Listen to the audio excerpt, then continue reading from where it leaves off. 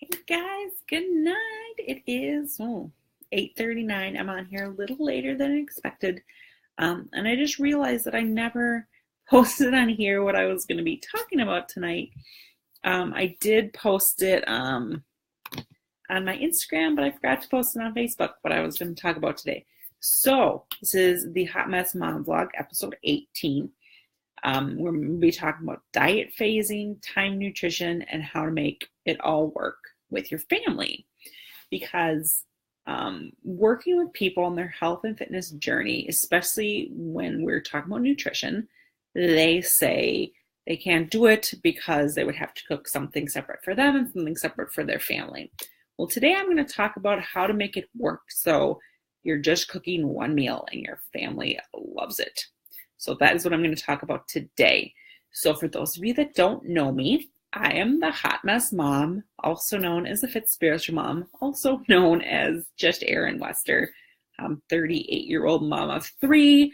I'm a wife, I'm a daughter, I'm a friend, I'm a sister, I'm a sister-in-law. And on my journey in health and fitness has been rocky. I started my journey back in 2009. Actually in 2007 with Zumba and Weight Watchers. In 2009, I was introduced to P90X and Shakeology. So that is kind of how my journey progressed. I have tried every single diet out there. Obviously, I was very, very successful with Weight Watchers. I lost about 45 pounds with Weight Watchers, and then I lost an additional 30 of my first 75-pound weight loss using Shakeology, at-home workouts, and whatever nutrition plan was provided with the program I was doing at the time. Now the nutrition has really, really advanced with these at-home workouts. A lot of something called portion control is used with a lot of these programs, where you have colored containers that you eat for each kind of food. So you're going to have a protein, you're going to have a veggie, you're going to have a fruit, you're going to have a carb, you're going to have a healthy fat, and you're going to have dressings and seeds. You're also going to have teaspoons for things like olive oil, coconut oil, peanut butter, almond butter, those types of things. And really figuring out for where you are in your journey, how much of each kind of food you need in your diet. So that's a portion fix system that I was introduced to in 2014. It may have been out earlier than that. I don't know. And also I've been kind of delving into something called time nutrition, which is telling you exactly which containers to eat at what times of the day, what containers to eat around when you're doing your workout, so you're fueled for your workout, so you can really push and put all your effort into your workout. It's also time nutrition. And I'm starting to learn how to use time nutrition in a way that will keep you from hitting plateaus. So that is where diet phasing comes in. Diet phasing is super important because no matter what you're doing, if you're doing something specific, like if you're doing portion control, that may eventually stop working for you, because it did for me. So I had been using portion fix for probably 2.5 years, and I had stopped seeing progress. I had plateaued. After my second pregnancy, where I had another 75-pound weight gain, after I lost about 30 pounds, I was 25, 30 pounds, I was stuck. The scale was moving. It was staying exactly the same spot for over a year.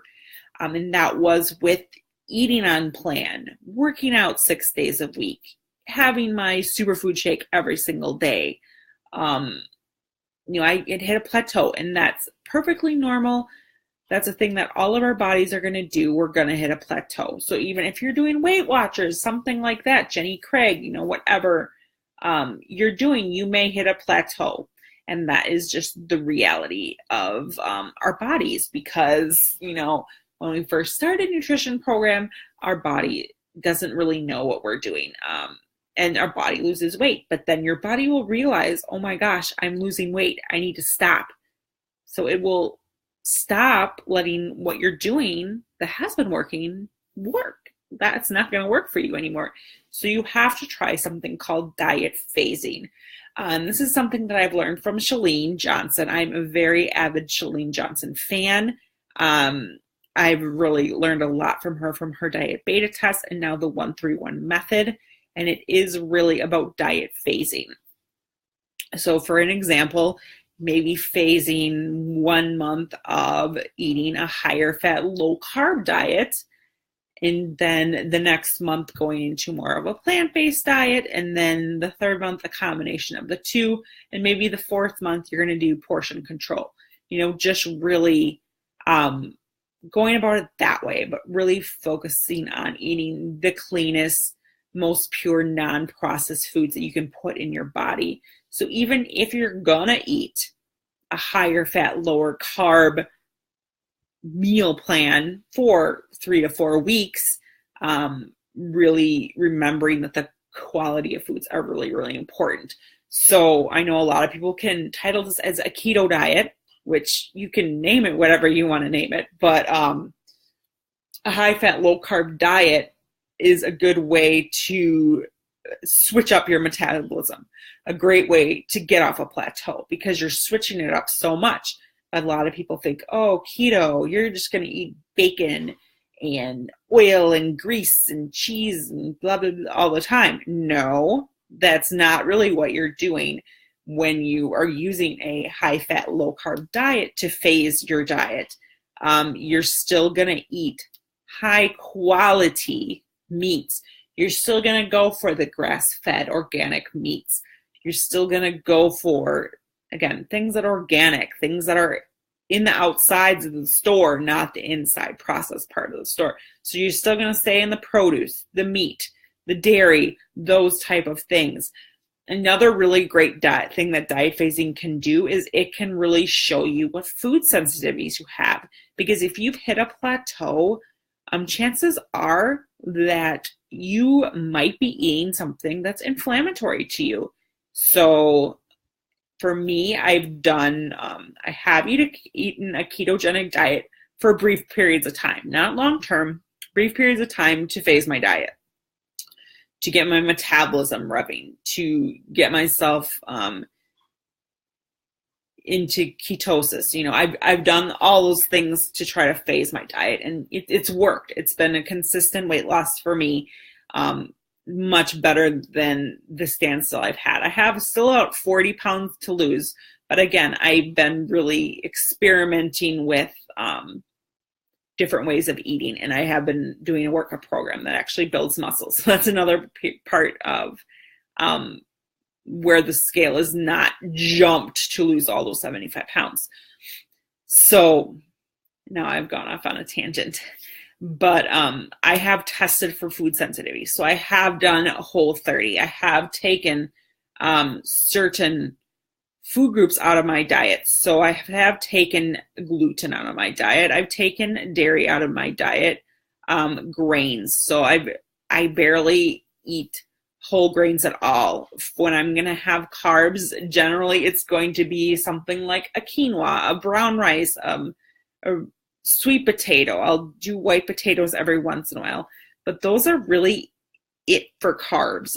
Edamame is something else that I will have, peas, things like that. But I know for my body that grains just are not going to do well for me. That's just me personally, because I've done the testing for the sensitivities by taking things out of my diet and then adding it back in to see if it causes inflammation.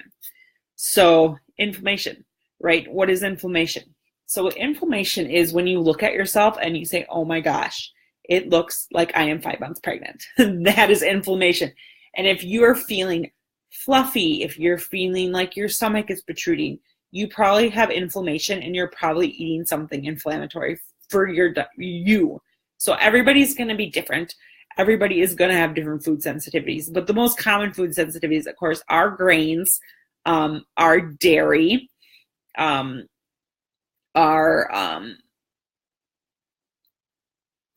sugar can do that for you too. That sugar is a big one for me. And those are the main ones: grains, dairy, and sugar. Those are the main. You can also have sensitivity to alcohol.